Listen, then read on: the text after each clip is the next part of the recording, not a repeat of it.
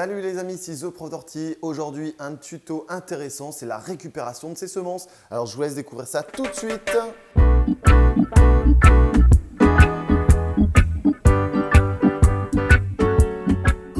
Alors, bienvenue à tous. Aujourd'hui, on va consacrer ce tuto justement sur la fabrication, entre guillemets, de ces semences. Ici, j'ai choisi quelques tomates qui vont me permettre justement d'avoir mes propres semences pour l'année prochaine. On va voir un petit peu l'intérêt de faire justement sa conservation de semences et de voir un petit peu comment faire pour justement les garder dans le temps.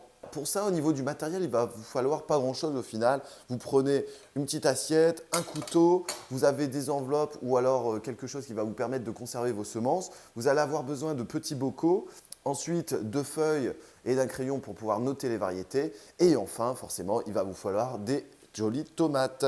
Alors ici, j'ai sélectionné une Green Zebra. Ensuite, j'ai pris une Yellow Staff. J'ai pris une Indigo. J'ai pris de la tomate poire et j'ai pris de la Red Cherry. Alors, au niveau de ces tomates, comment j'ai fait pour sélectionner les plants ici de mes cultures? Alors, la première chose, c'est on va s'intéresser justement à la vigueur de ces plants, à savoir s'ils se développent correctement, à savoir s'ils ne sont pas sensibles aux maladies ou alors aux parasites, mais aussi sur le point de vue qualitatif et quantitatif, ça va de soi. Donc là, ici, j'ai pris une Green Zebra qui est assez intéressante, d'une part par sa couleur. On voit bien ici donc, le mélange vert-jaune qui est assez intéressant. Et donc cette tomate-là, qui est issue d'une souche d'ici, nous a donné de très très bons résultats. Du coup, mon intérêt de la garder, voilà, c'est pour conserver ses caractéristiques, pour conserver la variété et pouvoir la proposer l'année prochaine, l'année d'après, l'année d'après, l'année d'après. Ensuite, bon, les tomates poires, c'est plus décoratif qu'autre chose. Niveau goût, pour moi, c'est pas ma préférée, mais qui, ma foi, est intéressante de par sa forme et qui est jolie pour les enfants parce que ça passe super bien. Ils ont l'impression de manger pas un petit fruit, mais quelque chose dans ce type-là. Ensuite, la Red Cherry parce qu'elle est énormément productive.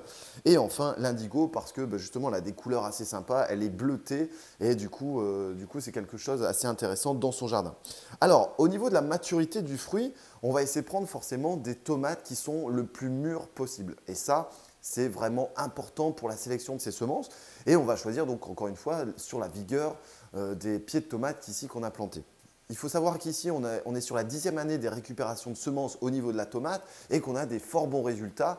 On va essayer de conserver ces critères génétiques qui nous sont ici favorables puisque dans le jardin, ils commencent tout doucement à s'acclimater. Alors, je ne peux pas parler d'évolution, ce n'est pas possible, mais ils commencent à avoir une acclimatation, une résistance puisqu'on n'arrose pas ici les pieds de tomates, puisqu'on n'entretient que très très peu.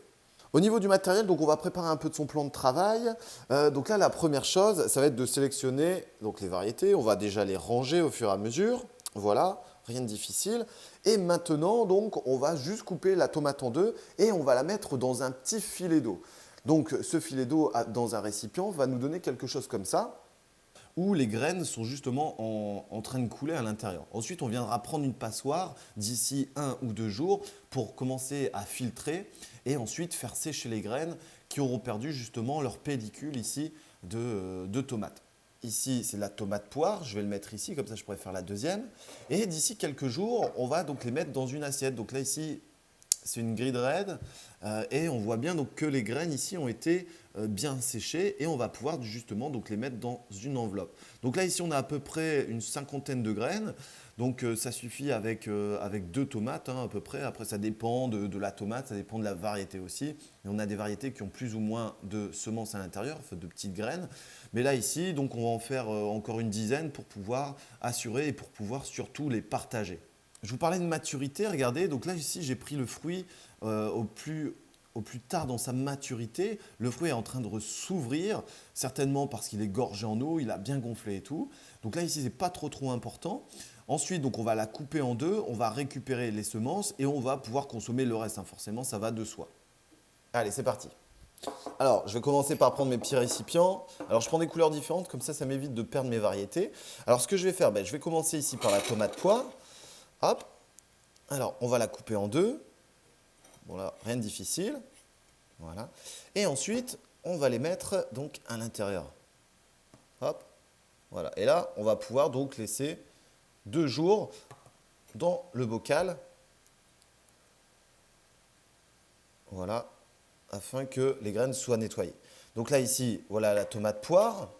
Hop, donc je vais la mettre de côté. Et maintenant, donc, on va attaquer ici les yellow. Donc je vais prendre mon récipient. Encore une fois, on va recouper la tomate. Alors bien faire attention justement qu'il n'y ait pas des mélanges de variétés parce qu'il y a souvent des graines qui se collent au couteau et du coup ça peut être problématique. Voilà, alors on appuie dessus. Bon, après c'est vous qui voyez pour la technique, hein, mais là l'idée c'est ça. Hop, donc là ici on voit bien on a à peu près une trentaine de graines. Hop, je vais faire la deuxième. Voilà. Etc., etc. Alors ici, j'en ai terminé justement avec l'incorporation dans mes contenants de mes différentes semences. Alors ici, on va mettre un petit centimètre d'eau dans chaque et ensuite, on va noter forcément les variétés pour éviter de les perdre. Donc là, voilà, ici, j'ai un code couleur avec les petites tasses, ça me permet de savoir ça. Je vais prendre une petite feuille et puis le tour est joué. Alors, je vais faire le code couleur. Donc là, ici, jaune. Hop, donc c'est de la red. Hop, ensuite, la green pour donc, le bleu. Indigo. Donc là, ici, on a fait une belle étape. On a nos récupérations de semences. Donc pour l'année prochaine, ici, on pourrait démarrer tranquillement, rien qu'avec ça. Là, ici, ce que je vais faire, donc ces parties-là, on va les garder parce qu'on va les manger après. Ça, c'est cool. C'est le meilleur moment, je pense. Voilà. Et enfin, maintenant, donc, on va commencer. Voilà.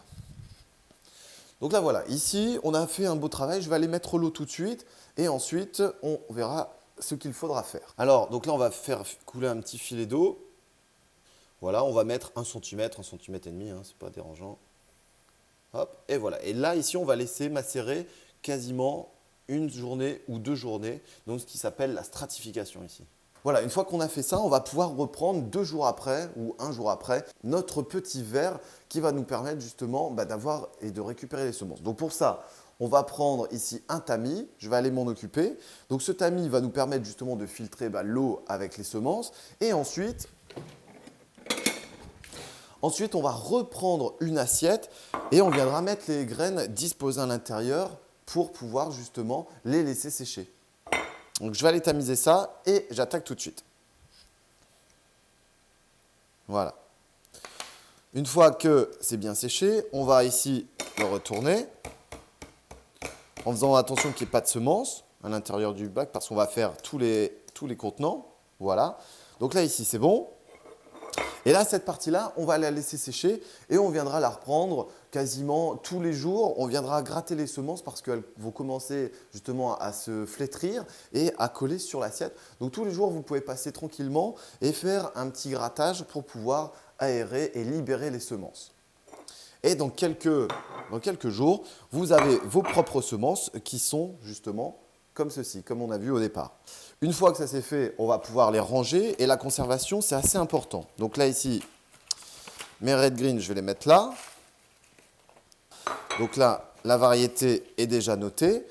Hop, on écrit, si vous voulez, les caractéristiques aussi, peut-être la période de floraison, la période de maturité, le type de production que ça vous donne. Est-ce que c'est quantitatif ou pas du tout? Ou alors est-ce que c'est plutôt une grosse tomate, une petite? Ça, vous pouvez détailler au travers. C'est assez libre d'imagination en fonction de vos besoins.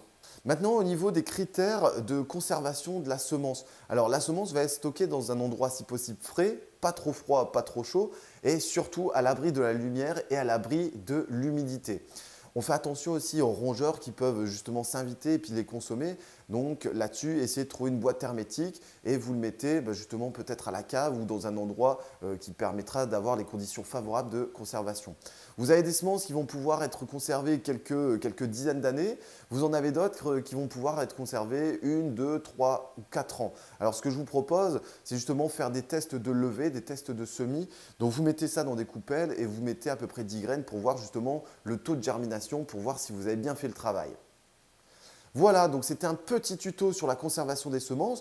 On se retrouvera donc l'année prochaine par rapport à ça pour justement faire les semis de ces tomates, les semis d'aubergines, les semis de poivrons, piments, etc. parce qu'au final, tout se rejoint. Vous pouvez faire justement les différentes méthodes de production de semences avec tous les légumes du jardin en fonction du type de légumes parce que l'inflorescence et donc ici la récupération des graines sera différente. Je prends l'exemple des carottes qui fait plutôt une ombelle. Donc là, on va plutôt laisser sécher sur le pied et ensuite récupérer ses semences. Voilà. Je vous dis à très bientôt les amis, c'était un petit tuto de The Prof d'Ortie. Je vous laisse partager et liker et je vous dis à très bientôt. Salut les amis!